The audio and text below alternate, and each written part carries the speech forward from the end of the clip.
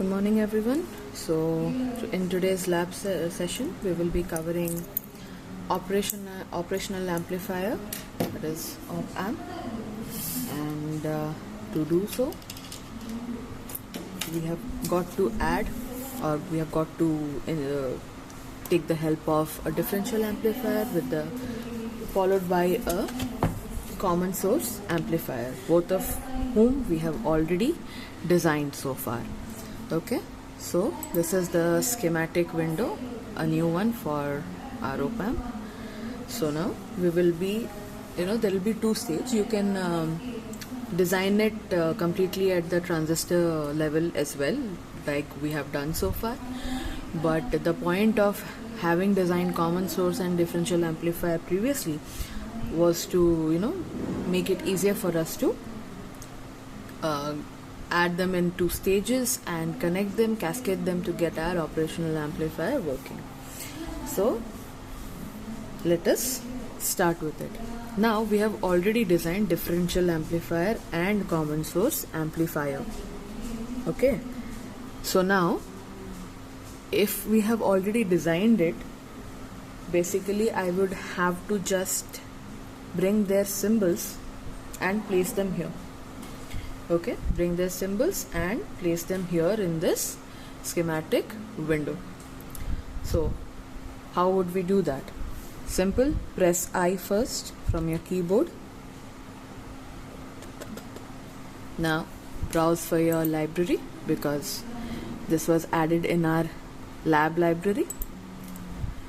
First let me add the differential amplifier symbol. Okay,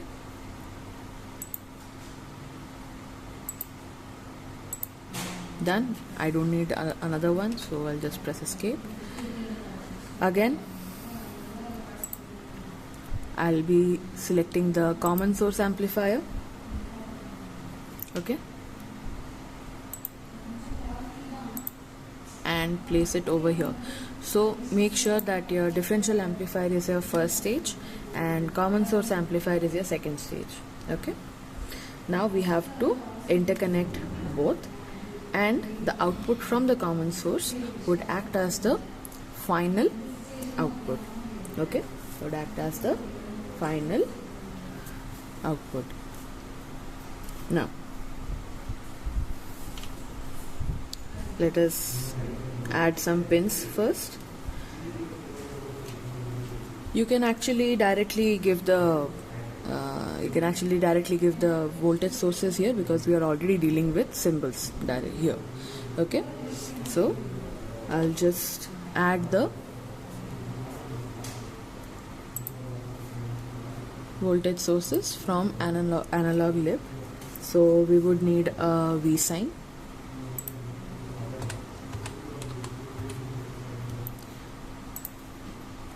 Please note down the values. Amplitude is 2.5 millivolt. Okay, AC magnitude would be 1.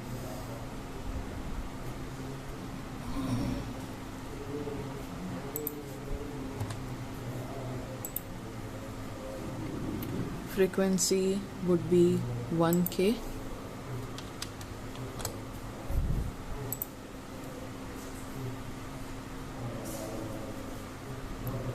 Alright,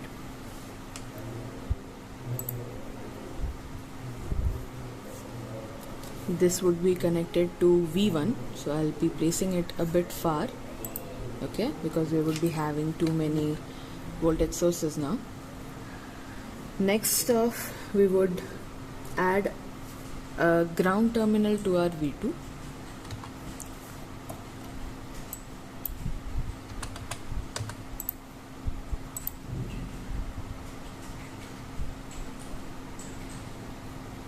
So I'll place it somewhere over here.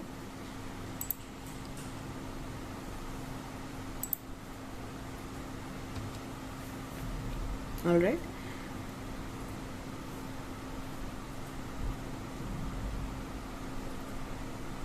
Okay, now for IDC we would need a current source. Alright,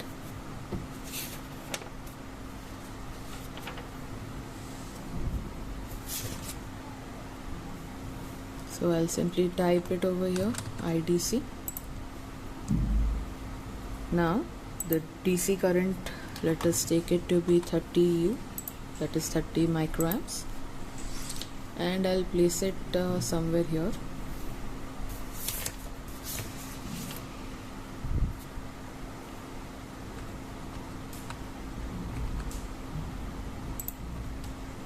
Okay, now let me first connect this.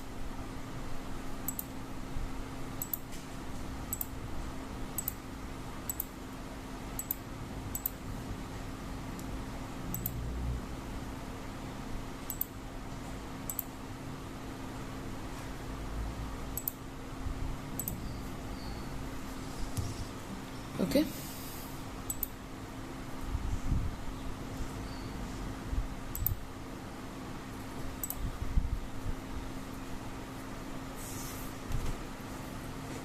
we would need a VDD as well.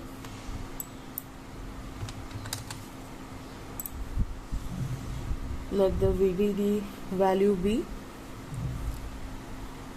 5. Okay,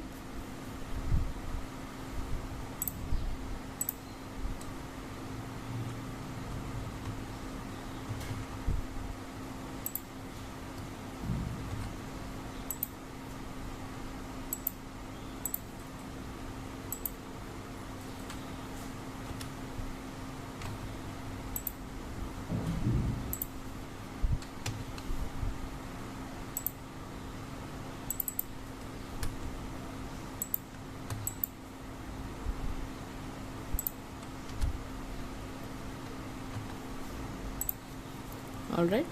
Now it's time to connect the common source with our differential amplifier. So the output of my first stage is going to be the input of my second, and that is how cascading works. So this is where it should be connected. Now what do we connect at V bias? We would be connecting the current source from here. Okay,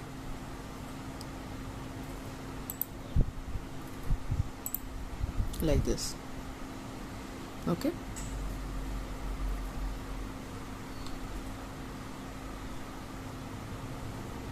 over here, instead of adding a VSS, that is the negative equivalent of VDC or VDD, I simply added the ground. So the only change that will be there would be that while giving the sweep in DC ADL in DC analysis would be that it will be from 0 to 5. Okay, now from here we would be driving our output, and we'll add a pin over there. Let it be V out.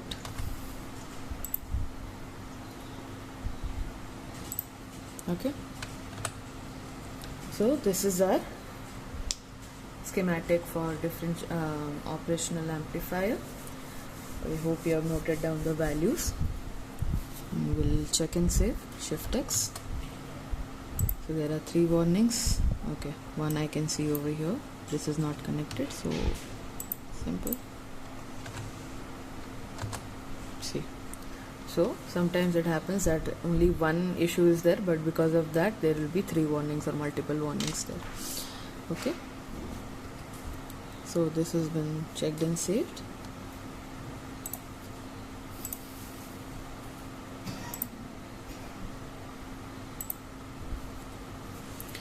We'll do there will be 3 analysis again: transient, DC and AC.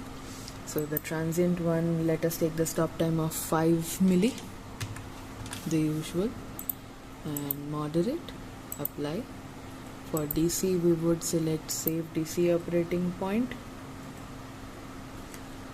and we'll go to component parameter. We would select V sign. Oh, I'm sorry.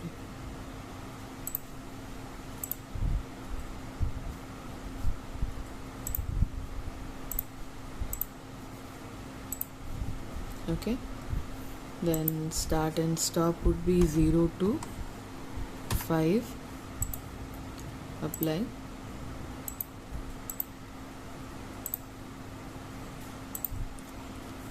AC would be 100 to 150 mega. Okay, sweep type is automatic.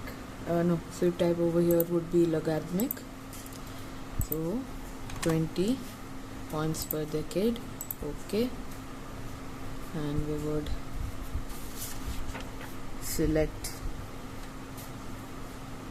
the outputs.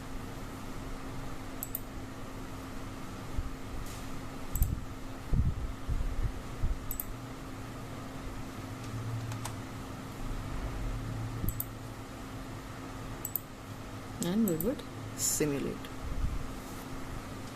So again, the AC response is in magnitude. We should always remember to convert it into dB. Okay, so we go back to the ADE L window, results, direct plot, AC dB 20. We select the output, press escape, and this is what we would be getting. Okay, so from here you need to analyze.